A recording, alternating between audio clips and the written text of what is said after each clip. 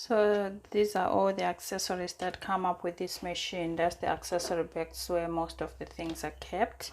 So coming to the presser foot, we've got the J foot. This is the foot that we mainly use on this machine. It works for both the zigzag and the straight stitch. So the N foot, this is the monogramming foot, okay, for people who do most quilting, you know.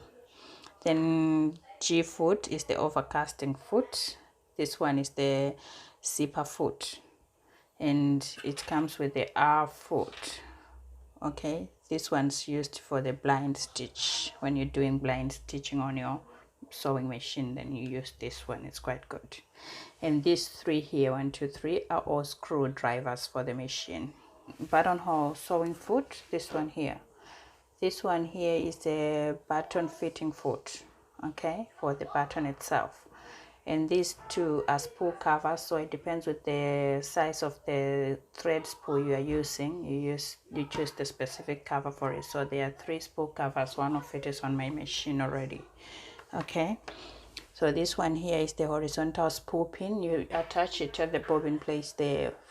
It is only used when you are using a twin needle, so that you can attach your second thread on there.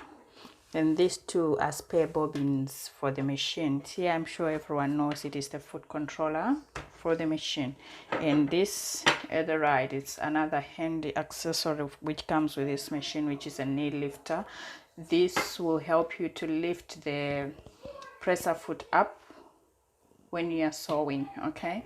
It helps you lift the presser foot with your knee instead of using your hands. So then you have your hands free to maneuver your fabric through the machine, which is really good. I love that about this machine as well.